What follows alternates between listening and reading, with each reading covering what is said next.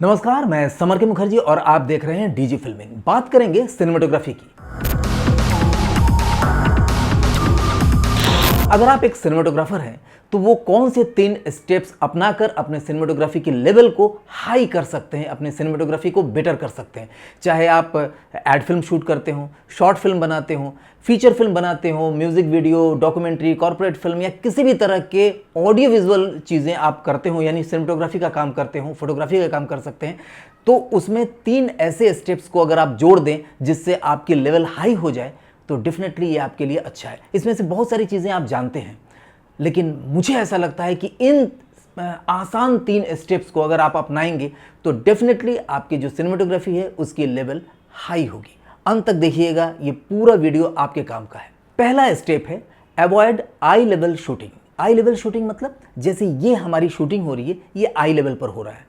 ये नॉर्मली अच्छा है जब आप कोई व्लॉगिंग कर रहे हैं या किसी का बाइट ले रहे हैं, किसी के इंटरव्यू ले रहे हैं, यहाँ पर आई लेवल पर आप कैमरा लगाते हैं, यानी आई के समानांतर, यानी पैरेलल। अगर आप कोई भी सिनेमेटोग्राफी कर रहे हैं, फोटोग्राफी करते हैं, तो इसे कहते हैं आई लेवल फोटोग्राफी या आई लेवल सिनेमेटोग्राफी।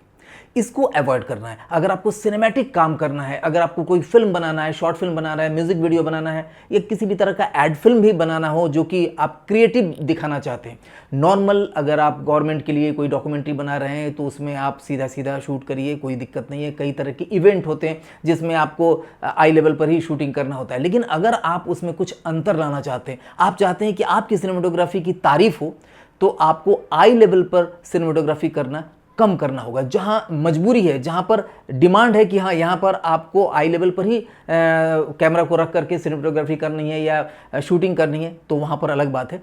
अदरवाइज आप कोशिश करिए, आप ऐसा शॉट क्रिएट करें जहां पर या तो लो एंगल पर या तो कैमरा हाई यानी टॉप एंगल पर रख करके आप शूट करें। देखिए, जब भी आप नॉर्मल, क्यों होता है ये समझिए। आम तौर पर लोग जिस आई लेवल पर ही देखते हैं, जैसे हम खड़े हैं, बैठे हैं, तो आई लेवल पर ही सबको देखते हैं, तो ये देखते देखते एक आदत पड़ी रहती है, ये नॉर्मल लगता है, कॉमन लगता है। लेकिन यही चीज़ अगर आप नीचे लेट करके किसी चीज़ को देख रहे हैं या ऊपर से कभी किसी चीज़ को देख रहे हैं छत से, तो आपको कुछ डिफरेंट दिखता है और यही चीज़ लोगों को अच्छा लगता है। तो ऐसे ही कैमरा का लेंस यानी आपकी आंखें, उस लेंस को अगर अलग जगह पर रखते हैं, यानी नीचे आप लगाएं या ऊपर आप दे रहे हैं या टॉप लेवल से आप शूट कर रहे हैं या लो एंगल पर शूट कर रहे हैं, तो उसमें जो सिनेमेटोग्राफी का आउटपुट आता है वो काफ़ी अच्छा आता है। और आप देखिए यहाँ एग्जांपल भी मैं दिखाते जा रहा हूँ कि लो एंगल पर अगर आप शूट कर रहे हैं, यही चीज़ अगर आप सोचिए ना कि अगर आई लेवल पर शूट करते, क्या ये इफेक्ट आता फिल्म में? नहीं आता। देखिए, यहाँ पर कई एग्जाम्पल हम बॉलीवुड से, हॉलीवुड से दे रहे हैं, तो ये फटाफट एग्जाम्पल्स को हम पास करते जा रहे हैं ताकि आपके दिमाग में आए कि लो एंगल पर क्या आउटपुट आता है। उसी तरह से हाई एंगल पर जब शूट करते, किसी पूरे शहर का आपको लेना है, तो आप अगर पैरेलल शूट करेंगे तो वो चीज़ नहीं आएगा जो कि टॉप एंगल पर या हाई एंगल पर जो आता है। उसी तरह से कई ऐसे लोग जहाँ पर कि आपको क्रिएट करना पड़ेगा स्टोरी, जिसमें कोई ऊपर हो, कोई नीचे हो, तो जो नीचे वाला बंदा अगर ऊपर वाले को देख रहा है तो ऊपर से जब शूटिंग करेंगे तो हाई एंगल पर करेंगे, तो ऐसे में भी आपकी जो क्रिएटिविटी है ज़्यादा अच्छा लगेगी। और कोशिश करिए कि आपकी स्टोरी में नरेशन करते समय, या इस नरेशन का मतलब होता है आप वीडियो के ज़रिए उसको नरेट कर रहे हैं, तो इसमें आप हाई एंगल और लो एंगल का अगर यूज़ करेंगे, देखिए हाई एंगल के भी बहुत सारे हमने यहाँ पर एग्जांपल दिखा रहे हैं, तो आपको लग रहा होगा कि हाँ ये कुछ सिनेमैटिक लग रहा है। लेकिन मैं फिर ऐसा कह रहा हूँ कि ऐसा नहीं है कि आप आई लेवल पर शूटिंग नहीं करेंगे, जहाँ ज़रूरी है वहाँ तो करेंगे, लेकिन आप अवॉइड करिए।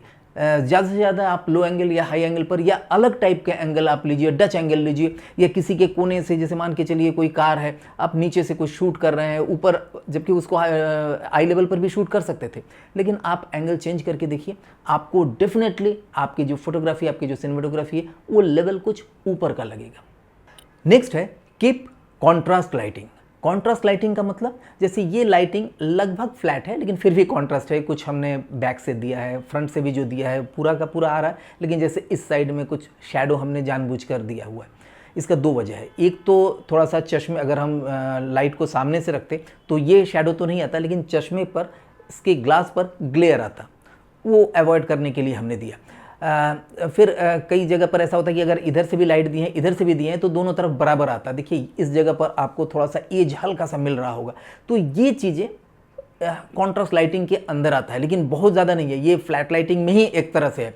लेकिन जब आप फिल्म शूट करें, मूवी शूट करें, शॉर्ट फिल्म शूट करें, म्यूजिक वीडियो शूट करें, तो आप कोशिश करिए कि फ्लैट लाइट ना देकर, सीरियल की तरह लाइटिंग ना करके आप फिल्म की तरह लाइटिंग करें, कॉन्ट्रास्ट लाइटिंग करें। यानी एक जगह से जानबूझ के कि विंडो का, जैसे इस साइड में कोई विंडो है, विंडो से आपने कोई लाइट सोर्स दिया, इस साइड में ज़्यादा है, इधर से सिर्फ फिल लाइट दे दी, तो ये अच्छा लगता है। देखिए यहाँ एग्जाम्पल में भी आपको दिखा रहे हैं, कई तरह के कॉन्ट्रास्ट लाइटिंग का एग्जाम्पल दिखा रहे हैं, तो उसमें आपको समझ में आ रहा होगा कि कॉन्ट्रास्ट लाइटिंग की वजह से कई जगह पर देखिए कि की लाइट दिया गया है, एकदम पूरा ज़्यादा डायरेक्ट लाइट दिया है, लेकिन कॉन्ट्रास्ट होने की वजह से वो जो शॉट है वो अच्छी लग रही है और आपको लग रहा होगा कि ये थोड़ा सिनेमैटिक लुक में है। तो आपको भी ध्यान रखना पड़ेगा। यूँ तो आजकल कैमरा जितने भी है उसके सेंसर इतने अच्छे हैं, लेंसेज इतने अच्छे अच्छे आ गए हैं कि आप नेचुरल लाइट पर भी आप बढ़िया शूटिंग कर सकते हैं। लेकिन अगर आपको कुछ लाइट्स ऐड करने हैं तो आप उसे हमेशा कॉन्ट्रास्ट की तरफ ले जाए। यानी बार बार ये मत सोचिए कि अच्छा यहाँ लाइट कम आ रही है तो इधर भी लाइट दे दो, यहाँ कम आ रहा है तो उधर भी दे दो, ऐसा नहीं।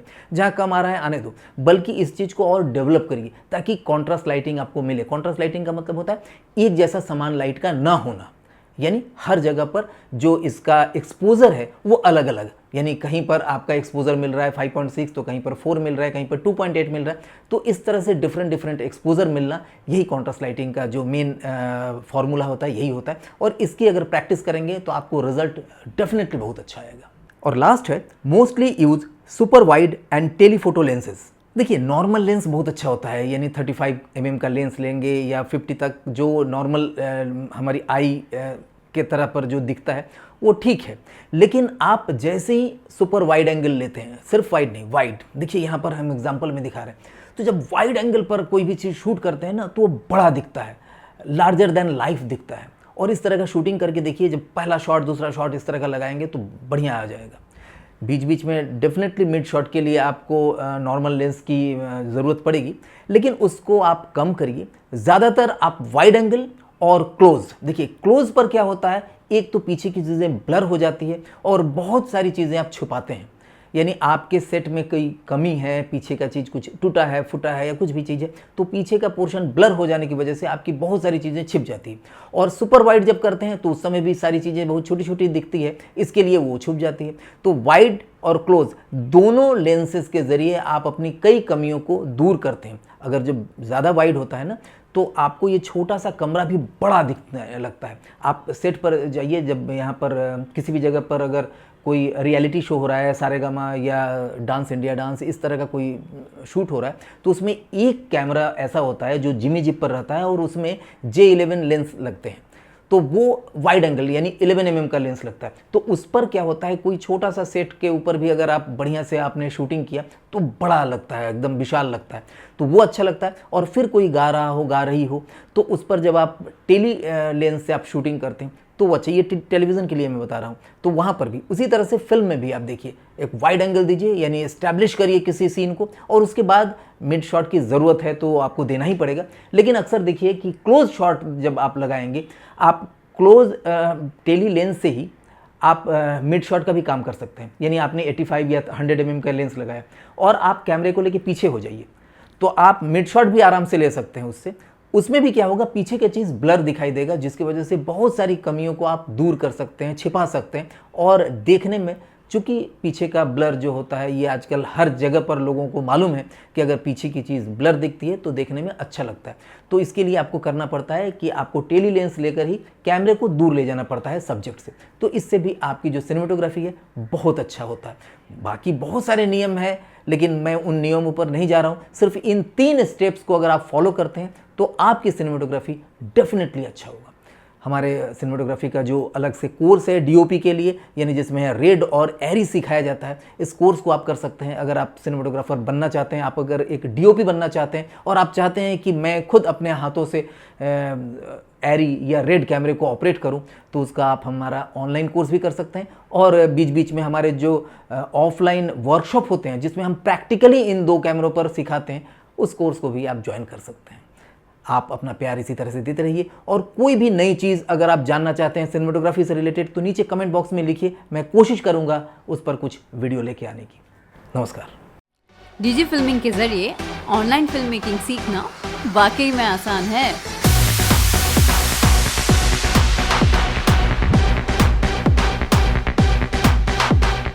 स्क्रिप्टिंग एंड डायरेक्शन की प्रॉपर ट्रेनिंग के साथ सिनेमा कैमरा की भी कंप्लीट नॉलेज आपको यहाँ प्रैक्टिकल वे में दी जाती है।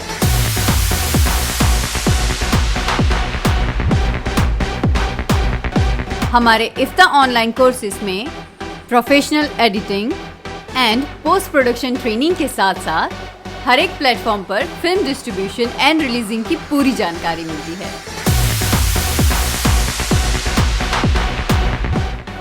इफ्ता का online digital film making course उन सब के लिए है जो अपने इमेजिनेशंस को स्क्रीन पे लाने का सपना देखते हैं।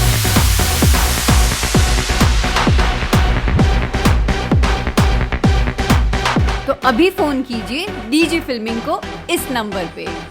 If your dream is to become a part of Glamour World by becoming a professional filmmaker, join the IFTA online filmmaking course today.